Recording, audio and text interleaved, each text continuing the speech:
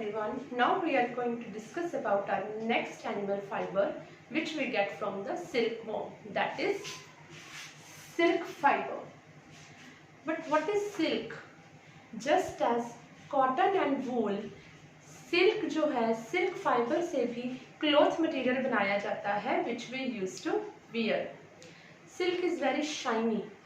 Silk जो है lustrous होता है. Lustrous means shiny.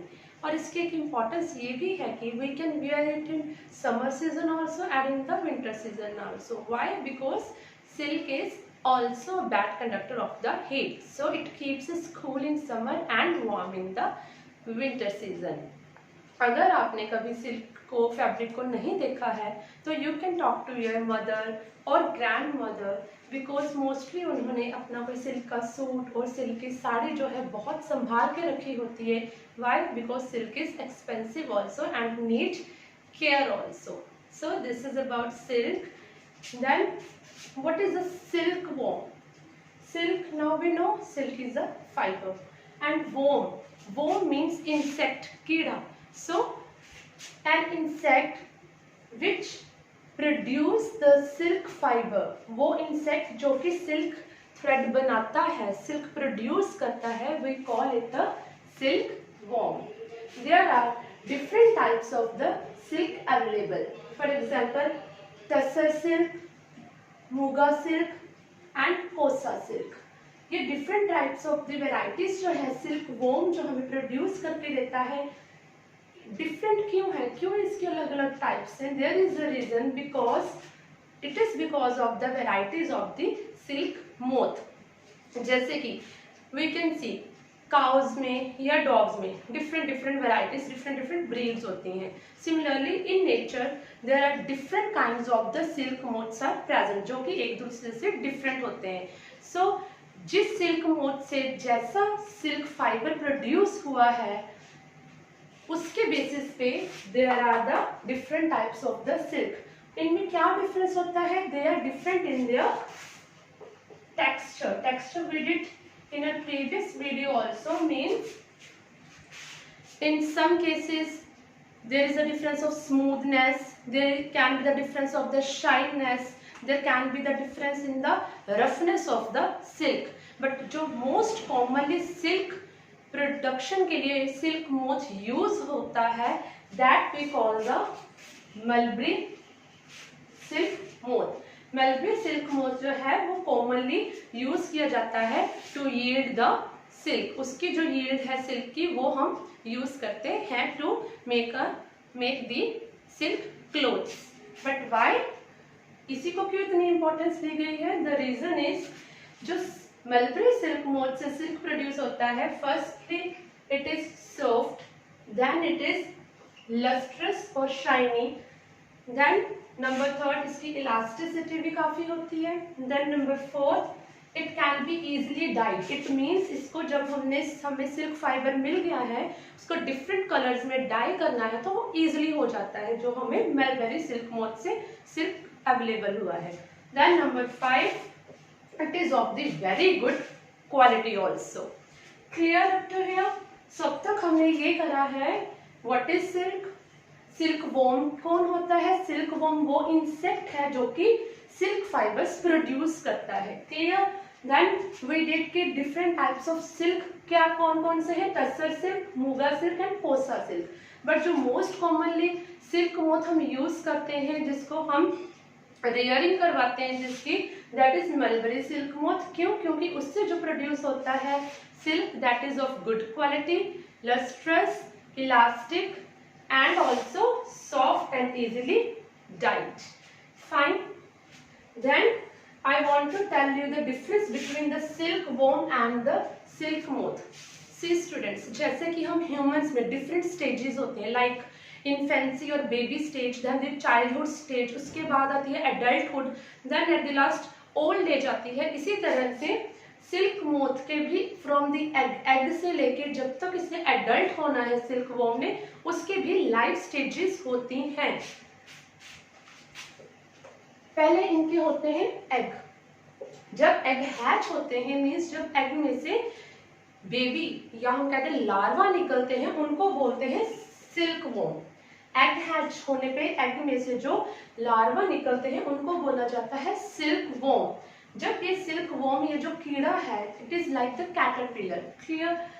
जब ये पूरी अपनी स्टेजेस फुल करके एडल्ट की फॉर्म में आता है which is like a butterfly, तो उसको बोला जाता है silk moth. So silk moth है वो insect, clear, and it is the stage in between from egg to adult moth, clear। Now we have learned what is silk and what is silkworm and different types of the silk also, clear। Now we will move to the process of making up of the silk fibers by the silkworm। Now silkworm से silk produce करने के लिए silk worms की पहले rearing करी जाती है। Rearing हमने अपने लास्ट वीडियो में करा था। It means raising the silkworms. Silkworms को रेज करना means to look after them, to take care of them and also to feed them. उनकी रियरिंग करी जाती है। देन एडल्ट जो सिल्क मोथ्स होते हैं उनकी ब्रीडिंग करवाई जाती है, मीन्स उनकी मीटिंग करवाई जाती है सो दैट दे कैन, जो फीमेल सिल्क मोथ है वो एग ले करे।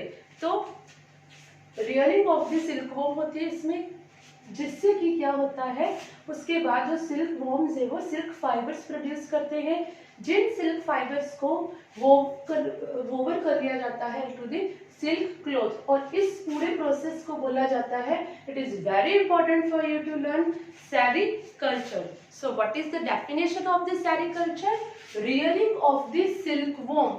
सिल्क वॉर्म को रेज करना, उनको लुक आफ्टर करना so that they can yield us silk fibers। So the rearing of the silkworms to get the silk fibers from them is called the sericulture। So what is sericulture? Sericulture is rearing of the silkworms to get silk fibers from them।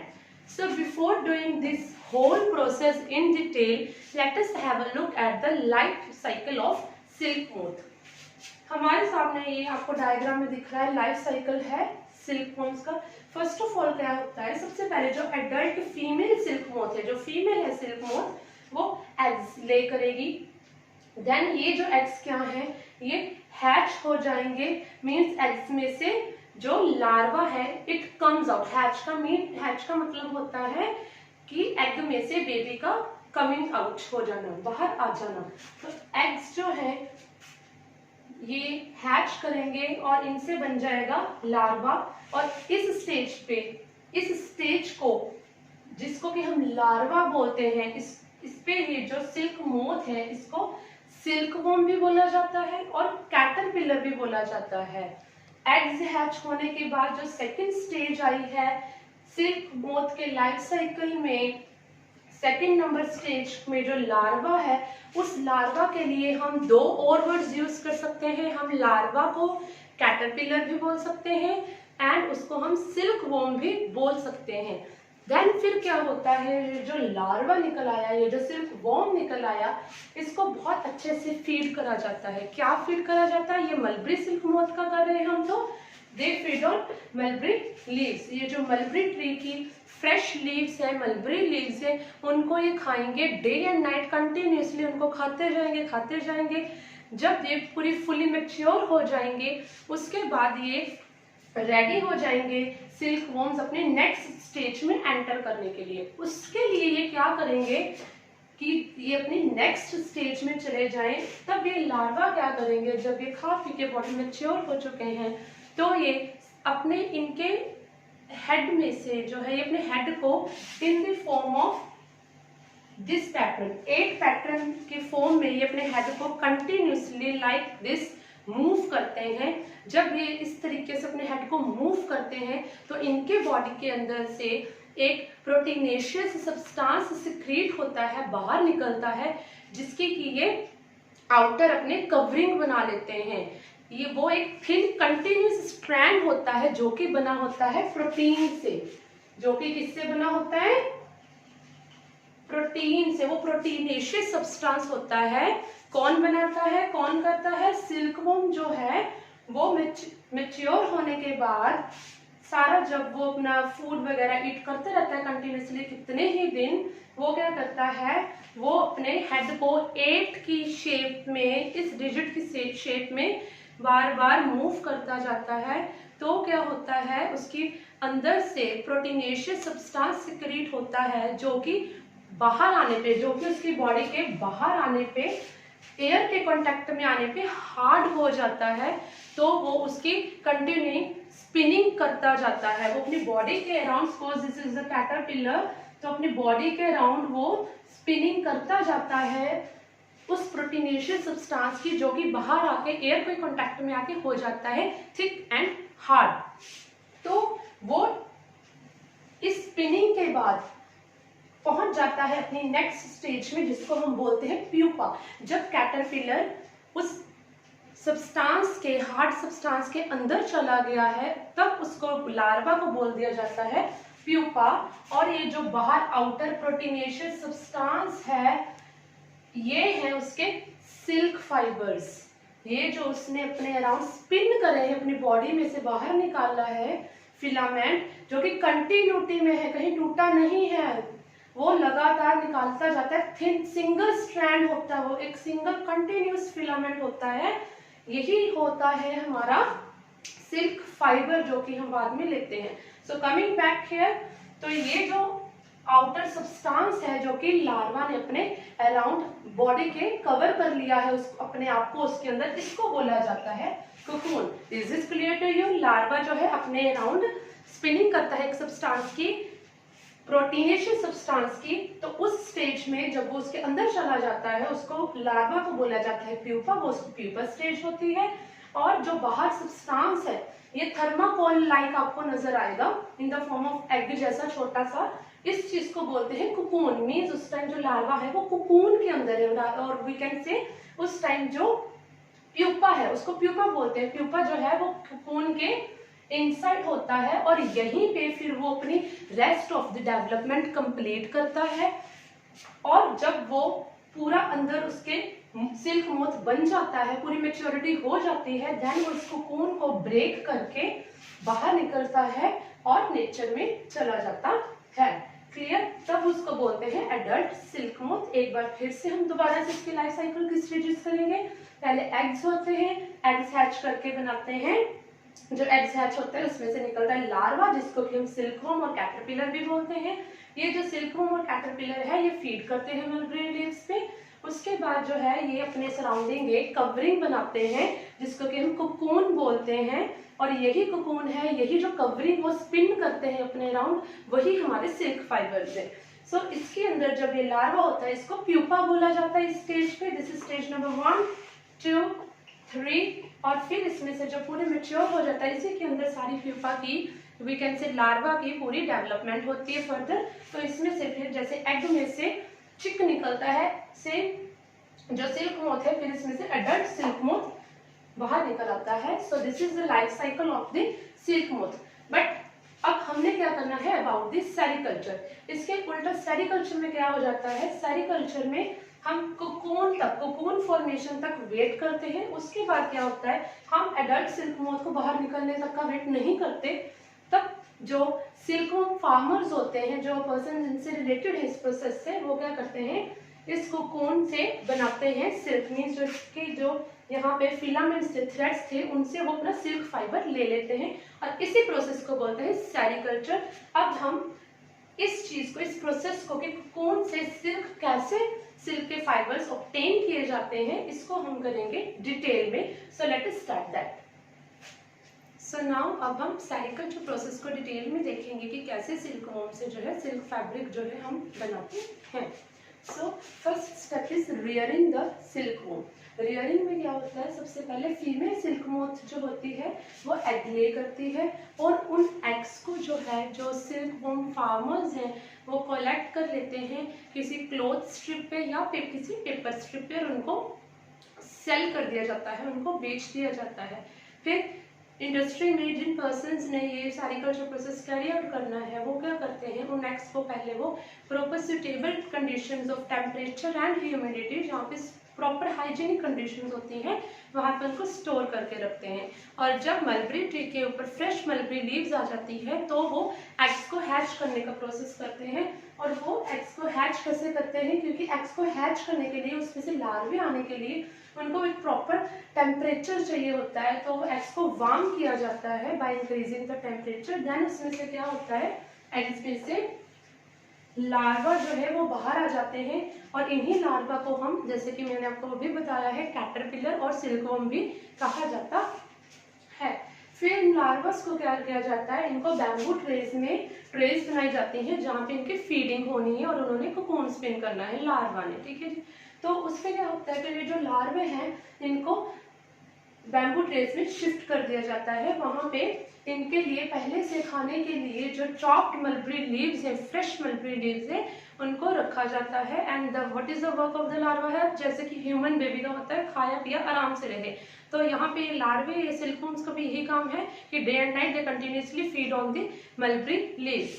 So near about after 25 to 30 days ये जो larvas हैं ये mature हो जाते हैं and they start spinning the cocoon around themselves. तो जो है ये कोकून स्पिन कर देते हैं। उसके बाद जो है after some time, after some days, ये जो है सिल्क मोथ इनमें से बाहर निकल आता है, मीन्स एडल्ट जो है वो बाहर निकल आता है। बट हमने यहाँ पे क्या करना है, हमें यहाँ पे बस चाहिए सिल्क फाइबर जो कि हमें मिलना है as I already told you cocoon से।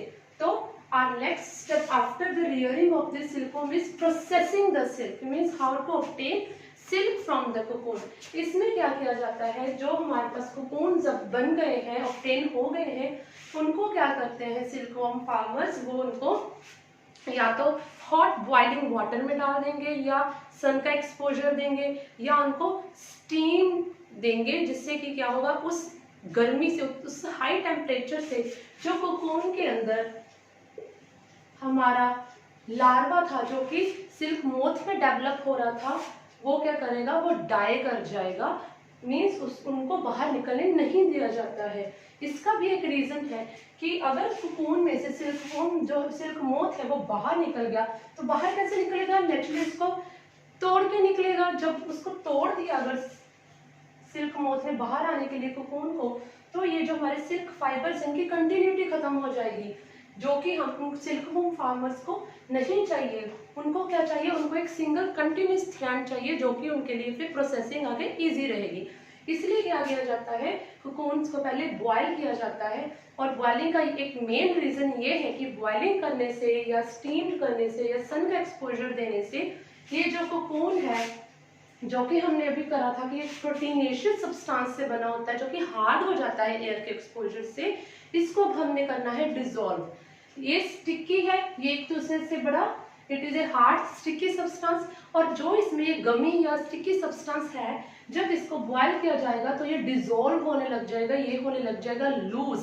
तो इसमें ये जो जिन सिल्क फाइबर्स से ये कोकून बना है, जब इसका वो स्टिकी गमी सब्सटेंस डिसॉल्व हो गया तो उसने क्या कर दिया, सिल्क फाइबर्स को कर दिया लूज। जब एक बार सिल्क फाइबर्स हो गए लूज तो सिल्क फाइबर्स की इजीली सेपरेशन पॉसिबल है। तो उसके लिए जो प्रोसेस फॉलो किया जाता है that is called reeling. What is reeling? Unwind silk fibres from cocoon. Cocoon से सिल्क फाइबर्स को सेपरेट आउट करना, रील करना, उनसे लेना। तो उसमें क्या होता है, सपोज 4 to 8 कोकून्स जो है उनसे अनवाइंडिंग रीलिंग प्रोसेस स्टार्ट हो गया। ये है हमारे फाइबर्स या हम कहते हैं सिल्क फाइबर्स, इनको इकट्ठा ज्वाइन कर दिया जाता है। ये हमारा बन गया यार्न। तरह से जो और 4 to 8 कोकून्स इकट्ठे कर लिए जाते हैं लाइक दिस। इन सबसे जो फाइबर्स से यार्न बना है, सबके अलग अलग कोकून्स के फिलामेंट को रील करना है, अनवाइंड कर रहे हैं कोकून से। इनको बाकी के जो फिलामेंट्स हैं, बाकी के जो यार्न हमारे पास है, इनको भी इकट्ठा कर लिया जाता है। इकट्ठा करके ये बन जाता है हमारा थ्रेड। सो ये प्रोसेस भी हमें क्लियर हो गया कि कैसे फाइबर से यार्न और यार्न से थ्रेड बनता है।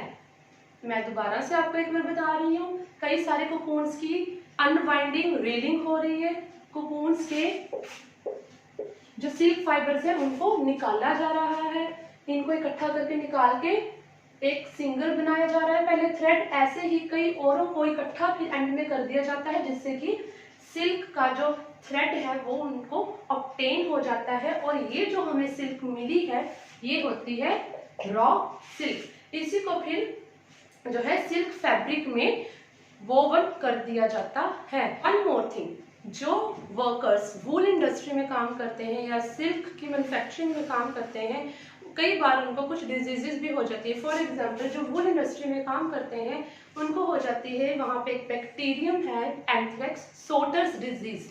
और सिल्क का फैक्ट्री में काम करने वालों को क्या होता है, जब बॉइलिंग होती है कोकून्स की तो जो वेपर्स निकलते हैं नेचुरली वो इनहेल होंगे, उनके इनहेल करने से भी उनको कई बार रेस्पिरेटरी डिजीजेस हो जाती हैं। एंड ऑल्सो जब हमें पता है कोकून्स को बॉइलिंग वाटर में डिप करा जाता है बार बार, तो उन वर्कर्स को कई बार स्किन की डिजीजेस या स्किन इन्फेक्शंस भी हो जाती हैं। So this is a chapter fibre to fabric. Please like my video, comment also, share also and subscribe my channel. Thank you very much. Bye bye.